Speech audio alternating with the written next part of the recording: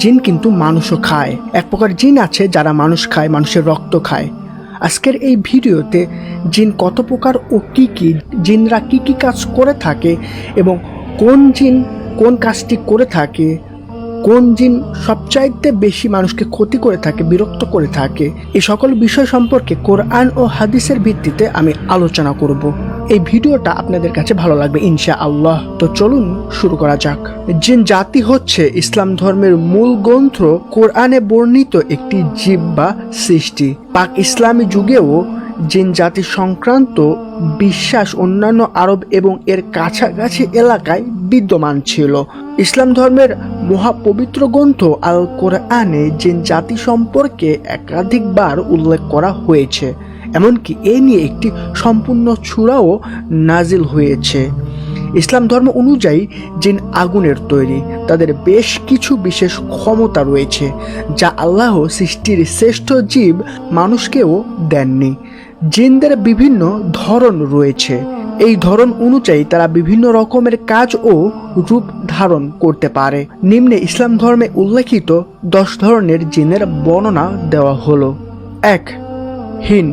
হিন হচ্ছে এমন এক প্রজাতির জিন যারা দেখতে অনেকটা পশুর মতো হয়ে থাকে। এরা সাধারণত কুকুরের বেশে চলাফেরা করে। মুসলিম দার্শনিক জাকারিয়া ইবনে মুহাম্মদ আল কাজওয়ানি তার দ্য বুক অফ জিন এ দাবি করেছেন যে তিনি সৌদি আরব, পারস্য ও ভারতে অনেকবার হিন দেখেছেন।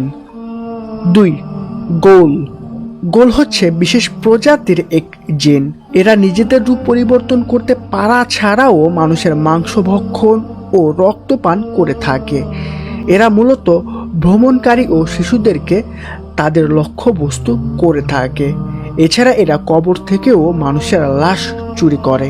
বিভিন্ন বই পুস্তকে বলা হয়েছে গৌলরা হলো জিন জাতির মধ্যে সবচেয়ে মারাত্মক প্রজাতির। এদের মধ্যে নারী গোলরা মানুষের রূপ ধারণ করতে পারে। তারা সাধারণত নারীর রূপ ধারণ করে পুরুষদের শিকার করে থাকে। ফরাসি বিভিন্ন বইয়ে বলা হয়েছে যে গোলদের বাস্তব রূপে গাধার মতো পা ও ছাগলের মতো শিং থাকে। 3. জ্যান। জ্যানরা মূলত মরুভূমি অঞ্চলে বসবাস করে থাকে। এরা সাধারণত ঘূর্ণিবায়ু বা সাদা উটের বেশ ধারণ করে চলাফেরা করে। জ্যানদের সঙ্গে গৌলদের চরম শত্রুতা রয়েছে। তারা মানুষের প্রতি বন্ধুত্বপূর্ণ আচরণ করে থাকে। এছাড়া বলা হয়ে থাকে জ্যানরা হলো জিন জাতির মধ্যে সর্বপ্রথম যারা মানব জাতির সঙ্গে সাক্ষাৎ করেছিল। 4. মারিদ। মারিদ হলো জিনদের মধ্যে সবচেয়ে শক্তিশালী প্রজাতি। ইসলাম পূর্ববর্তী সময়কাল থেকেই আরবের বিভিন্ন লোককথায় এর অস্তিত্বের কথা জানা যায়। আরবি ভাষায় মারিদ শব্দের অর্থ হলো দানব। সুবিশাল আকৃতি ও শক্তিমত্তার জন্য তাদেরকে এই নামে ডাকা হয়। তারা নিজেদের খেয়াল খুশি মতো সবকিছু করে থাকে। তবে এরা প্রচণ্ড শক্তিশালী ও বিশাল আকৃতির হওয়া সত্ত্বেও এদেরকে বশ করার মাধ্যমে বিভিন্ন কাজ করে নেওয়া যায়। 5. ইফরিত। ইফরিতরা নিজেদের ক্ষমতা ও চতুরতার জন্য সুপরিচিত। এদের বিশাল ডানা থাকে ও এরা আগুন ছুঁড়তে সক্ষম। এরা সাধারণত স্বভাবে হিংস্র ও দুষ্টু হয়ে থাকে। ইফরিতরা ভূগর্ভে বসবাস করে বলে বলা হয়। এরা সাধারণত অন্যান্য জিনদের বিয়ে করলেও কখনো কখনো মানুষদেরও বিয়ে করে থাকে। এরা জাদুর ব্যবহার করতে পারে। সাধারণত কোনো অস্ত্র তাদের ক্ষতি করতে পারে না, তবে মানুষ চেষ্টা করলে তাদের বশে আনতে পারে, এমনকি হত্যাও করতে পারে। 6. শিখ।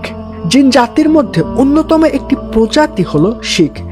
এরা কিছুটা দানবীয় আকৃতির হলেও তুলনামূলকভাবে দুর্বল হয়ে থাকে। এর কারণে শিখদের নিম্ন প্রজাতির জিন বলে গণ্য করা হয়। 7. নাশনাশ। জিনদের মধ্যে দুর্বল আরেকটি প্রজাতি হলো নাশনাশ। শিখ ও মানুষের মিলনের ফলে এদের সৃষ্টি বলে বলা হয়ে থাকে। এরা দেখতে অর্ধেক মানুষের মতো ও বাকি অর্ধেক পশুর মতো। 1001 রাত বইয়ে বলা হয়েছে যে নাশনাশদের মুখমণ্ডলের একাংশ এক হাত ও এক পা মানুষের মতো হয়ে থাকে, বাকিটা হয়ে থাকে পশুর মতো। 8. পালিশ। পালিশরা সাধারণত মরুভূমিতে বসবাস করে। এরা মানুষকে ঘুমের মধ্যে আক্রমণ ও পায়ের পাতা চাটার মাধ্যমে রক্ত শোষণ করে থাকে বলে বলা হয়। এদের বুদ্ধিমত্তা খুবই কম থাকায় খুব সহজে এদের বোকা বানানো যায়। 9. সিলাত। সিলাত প্রজাতির জিনেরা খুবই বুদ্ধিমান হয়ে থাকে। এরা খুব সহজেই মানুষের রূপ ধারণ করতে পারে, মানুষের অনেক ক্ষতি করে থাকে। পারস্য লোককথায় এই প্রজাতির জিন নিয়ে অনেক গল্প রয়েছে। 10. শয়তান। শয়তান হচ্ছে জিন জাতির মধ্যে সবচেয়ে ভয়ঙ্কর ও ক্ষতিকর প্রজাতি। ইসলাম ধর্মে এই জিনদের কথা বিশেষভাবে উল্লেখ করা হয়েছে। হযরত আদম আলাইহিসসালামকে সিজদা করতে রাজি না হওয়ায় ইবলিশ এই শয়তান প্রজাতির। জিন প্রজাতির মধ্যে এরা বিশেষ ক্ষমতাপ্রাপ্ত। মানুষকে ধোঁকা দিয়ে ভুল পথে নিয়ে যাওয়া এদের প্রধান উদ্দেশ্য। এ পর্যায়ে আমরা আলোচনা করব কিভাবে এসব জিন থেকে বাঁচা যায়। এ সম্পর্কে কোরআন ও হাদিস কি বলে। জিনের ব্যাপারে জানা ও তাদের ব্যাপারে সতর্ক থাকা মুমিনের কর্তব্য। অনেক জিন আল্লাহ রাসূল সাল্লাল্লাহু আলাইহি ওয়াসাল্লামের কাছে জিনদের ভেতর প্রচুর উত্তম ও ভালো জিন রয়েছে। তবে মানুষের মতো জিনদেরও অনেক দুষ্টু সদস্য রয়েছে। দুষ্টু জিনেরা সুযোগ পেলেই মানুষের ক্ষতি করে বসে। দুষ্টু জিনেরা বেশিরভাগ ক্ষেত্রে বাচ্চা ও নারীদের উপর আক্রমণ করে, তাদের নানাভাবে কষ্ট ও যন্ত্রণা দেয়। যারা দুষ্টু জিনের আছরে আক্রান্ত হয় তাদের মধ্যে বিভিন্ন ধরনের লক্ষণ দেখা দেয়, যেমন ঘুমের ভেতর হঠাৎ হঠাৎ কেঁদে ওঠা, হাউমাউ করে ও উচ্চস্বরে কথা বলা, জোরে জোরে নিঃশ্বাস ফেলা, আতঙ্কিত হয়ে ঘুম থেকে জেগে বসে পড়া বা দাঁড়িয়ে যাওয়া, জাগ্রত অবস্থায় এমন কিছু দেখা যা স্বপ্ন মনে হয়, হঠাৎ হঠাৎ বেহুশ হয়ে যাওয়া, সব সময় ভীতুভাব থাকা, কখনো কখনো ভিন্ন ভাষা ও ভঙ্গিতে কথা বলা, আশ্চর্যজনক আচরণ প্রকাশ পাওয়া, যেমন অল্প সময়ে বহু দূর চলে যাওয়া। মেয়েদের ক্ষেত্রে অনেক সময় স্বামী, সন্তান ও সংসার বিরক্তিকর হয়ে ওঠা, কোরআন তিলাওয়াত ও জিকির শুনলে অস্থিরতা সৃষ্টি হওয়া, যেহেতু খারাপ জিন এসব সহ করতে পারে না। এছাড়াও আক্রমণাত্মক ও ভয়ঙ্কর স্বপ্ন দেখা, যেমন কালো কুকুর, কালো সাপ, কালো বিড়াল, অথবা পাহাড় বা উঁচু স্থান থেকে পড়ে যাওয়া অথবা পানিতে পড়ে যাওয়া ইত্যাদি দেখা। কানে শো শো আওয়াজ শোনা, শরীরের ভারসাম্যহীনতা অনুভব করা, অল্পতেই রেগে যাওয়া, সর্বদা ঘুমের ভাব লেগে থাকা এবং গভীর ঘুম থেকে জেগে কষ্ট অনুভব করা, কাজকর্মে অনীহা ও বিরক্তি প্রকাশ করা, একাকিত্ব ও নির্জনতা পছন্দ করা, হঠাৎ হঠাৎ আশ্চর্য ধরনের দুর্গন্ধ পাওয়া, এমন কাজ করেছে মনে হওয়া যা সে করেনি, কাজকর্মে বেশি ভুল হওয়া, দীর্ঘ সময় টয়লেটে অবস্থান করা, অদেখা কারো সঙ্গে কথা বলা ইত্যাদি সহ আরো অনেক অদ্ভুত আচরণ দেখা দিতে পারে। মুফতি মোহাম্মদ মুর্তজা। জিনের আসর থেকে নিরাপদ থাকার আমল। 1. সর্বদা পবিত্র থাকা। কোনো কারণে গোসল ফরজ হলে যত তাড়াতাড়ি সম্ভব গোসল করা। 2. 5 ওয়াক্ত নামাজ আদায় করা ও শরিয়া মোতাবেক চলা। 3. ঘরে প্রবেশ ও বের হওয়ার সময় সুন্নাহ বর্ণিত দোয়া পড়া। ঘরে প্রবেশের সময় সালাম করে প্রবেশ করা।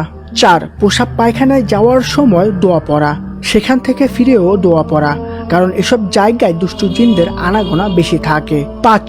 ঘরে নিয়মিত কোরআন তিলাওয়াত করা, বিশেষ করে সূরা বাকারা তিলাওয়াত করা। 6.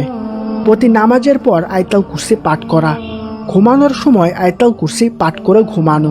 7. খাবারের সময় মাসনুন দোয়া পড়া, কারণ দোয়া না পড়লে দুষ্টু জিন আমাদের খাবারে অংশগ্রহণ করার সুযোগ থাকে। গোশত খাওয়ার পর হাড়গুলো পানিতে না ফেলা, কারণ এগুলো জিনদের খাবার, এগুলো নষ্ট করলে তারা কষ্ট পায়, অনেক ক্ষেত্রে এ কারণেও আক্রমণ করে বসতে পারে। 8. ঘরে কোনো পানির কঙ্কাল, মূর্তি জাতীয় জিনিস না রাখা। 9. নির্জন ও ময়লার স্তূপ, আগুনের কুণ্ডুলির কাছে একাকী না যাওয়া। 10. জনমানবহীন স্থান, গভীর জঙ্গলে রাতের বেলায় একা সফর না করা। 11. কোনো অবস্থায় ভয় পাওয়া যাবে না, কারণ ভয় পেলে তারা আরও সুযোগ নেয়ার চেষ্টা করে। 12. ভর দুপুর ও সন্ধ্যায় বাচ্চাদের ঘরের বাইরে না রাখা। 13.